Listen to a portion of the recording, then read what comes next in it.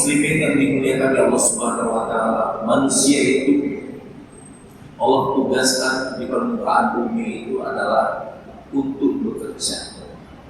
Makanya Allah sampaikan di dalam surat An-Nahl surat 16 ayat 97, Wabillahi minasyaitonir rajim, man amila sholihan min dzakarin aw untha wa huwa mu'min falanuhyiyannahu hayatan thayyibah wa lanajziyannahu ajrahum bi ahsani ma kanu ya'malun.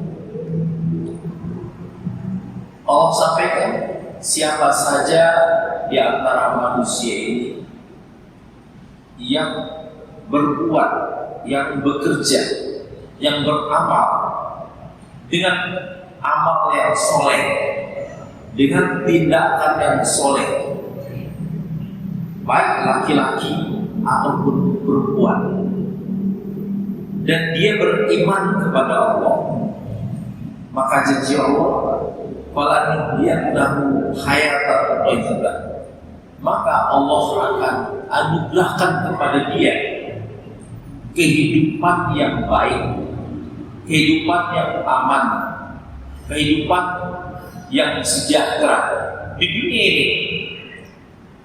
Nanti di akhirat kata Allah, wala najziyanna, kami akan berikan kepada mereka upah mereka, ganjaran untuk mereka lebih baik dari apa yang mereka kerjakan. Saudara-saudara, kalau Allah sudah berkata demikian, tinggal kita manusia ini bagaimana kita melakukan tindakan agar tindakan kita itu adalah tindakan yang soleh, tindakan yang diridhai oleh Allah Subhanahu wa taala. Maka sebagai seorang mukmin, ada orang yang berbuat kebaikan, tetapi perbuatan baik itu hanya untuk kepentingan yang sifatnya pribadi. Dia boleh bebas melakukan itu. Yang penting tidak bertentangan dengan Al-Quran dan Sunnah Nabi. Orang mau bantu orang miskin, silakan. Orang mau membantu anak yatim, silakan. Orang mau membantu beasiswa orang-orang mereka mampu, silakan. Orang mau bantu temannya yang perlu duit untuk diutangkan, silakan. Atau untuk dihadiahi. Tapi kalau perbuatan baik ini berdampak kepada masyarakat umum, berdampak kepada agama, berdampak kepada jiwa manusia, berdampak kepada kehormatan orang lain, berdampak kepada akal pikiran kita, maka Allah perintahkan kepada kita bahwa perbuatan baik itu mesti disusun secara benar. Mesti ada niat yang baik dulunya, diatur secara benar dengan niat yang benar. Makanya Rasulullah mengatakan innamal a'malu binniyat. Semua yang mau dilakukan itu mesti ada niat. Nah, di dalam niat itu nanti akan ada gagasan manusia terhadap apa yang mau dia buat. Manusia mau bikin ladang, silahkan. Tetapi mesti ada gagas yang benar di ladang itu. Tidak boleh dia sembarangan membakar hutan. Tidak boleh dia sembarangan mengambil kayu-kayu di hutan itu. Tidak boleh dia sembarangan merusak alam. Mesti semua diperhitungkan dengan gagasan-gagasan yang benar. Jadi ada syarat niatnya, ada syarat gagasan, ada syarat dituliskan di dalam bentuk yang benar, dan mesti mengandung keadilan. Yaqdilu huwa aqrabu littaqwa. Kalau perbuatan baik tidak didasarkan kepada keadilan, maka perbuatan baik itu tidak akan ada manfaatnya di dalam Islam. Kita melakukan kebaikan tetapi melakukan kerusakan, maka Islam tidak mentolerir hal seperti itu. Islam mengajarkan kepada kita untuk melakukan kebaikan, tapi kebaikan itu bermanfaat kepada orang banyak. Sebaik-baik manusia, kata Rasulullah, khairun nas anfa'uhum linnas, yang bisa memberikan manfaat yang lebih banyak kepada manusia lain. Jadi kalau membangun, mempunyai dampak yang jelek kepada masyarakat, maka pembangunan itu tidak ada nilai di sisi Allah Subhanahu wa Ta'ala. Kita membangun ladang yang luas, tapi hutan dihabisin,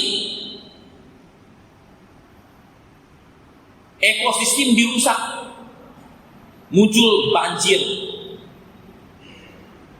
muncul kerusakan alam lebih besar lagi.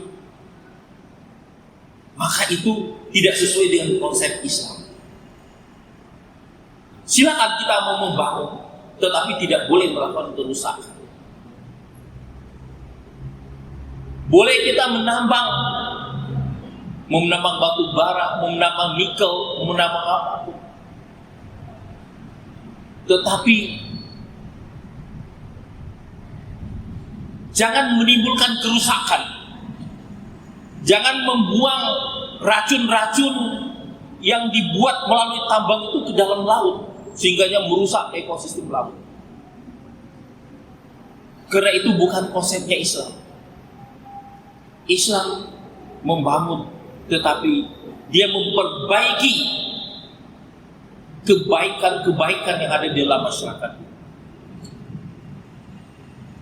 Saudara-saudara, begitu juga di dalam kehidupan kita sehari-hari yang terkait dengan masalah-masalah kemasyarakatan. Kita boleh membangun rumah anak yatim, tetapi jangan kita pergunakan anak yatim untuk kepentingan pribadi kita. Kita boleh saja membangun rumah sakit, tapi kalau rumah sakit itu menyebabkan orang sulit untuk berobat, bayarannya yang begitu tinggi, untuk apa dibangun? Jadi Islam maunya kita bekerja, tetapi hasil karya kita itu menampilkan dampak dan manfaat yang tinggi kepada orang. Itu yang disebut i'dilu wa aqrabu littaqwa. Berlaku adillah kamu, berbuat adillah kamu, ciptakan keadilan itu, karena keadilan itu akan dekat kepada takwa. Kita berbuat nikah dengan wanita, silakan mau nikah 1, mau nikah 2, nikah 3, 4. Tetapi ingat, keturunan yang dilahirkan itu bisa kena dididik dengan baik. Kita nikah 1, punya anak 2, 3, tapi tidak dididik, dibiarkan berkeliaran tanpa mendapatkan perawatan kesehatan yang benar. Dari lahir saja sudah stuntingnya, tidak mendapatkan gizi yang benar, sehingga menimbulkan kerusakan di masa depan. Itu pekerjaan berumah tangga yang dimarahi dan dimurkai oleh Allah Subhanahu wa Ta'ala. Allah izinkan orang untuk menikah, Allah izinkan orang untuk beristri, berumah tangga, tapi bertanggung jawab secara benar. Itu perbuatan, itu tindakan. Anda mau berumah tangga silahkan, tapi didik anak generasi masa depan. Itulah amanah Allah Subhanahu wa Ta'ala. Istrimu jangan kamu sia-siakan, tempatkan dia di tempat yang menyenangkan agar dia bisa beribadah kepada Allah dengan baik. Berikan makanan yang benar, gizinya sesuai atau tidak, ya. Jadi saudara-saudara kaum muslimin hamba Allah Subhanahu wa Ta'ala, Jadi amal yang soleh itu adalah amal yang melahirkan dampak sosial yang terbaik untuk masyarakat. Amal yang memiliki keadilan dan amal yang diredhoi oleh Allah Subhanahu wa taala. Radhiyallahu anhum wa radu an. Allah senang dengan amal kita itu. Allah bahagia melihat hambanya yang beramal dengan amal yang baik, ya. Dan hambanya juga nanti akan mendapatkan apresiasi yang sangat menyenangkan hatinya. Dia Allah akan memberikan apresiasi yang begitu tinggi terhadap manusia-manusia yang beramal, tetapi dengan amal yang benar, amal yang teratur, amal yang membawakan keadilan, amal yang membawakan manfaat, amal yang tidak merusak kepada orang lain.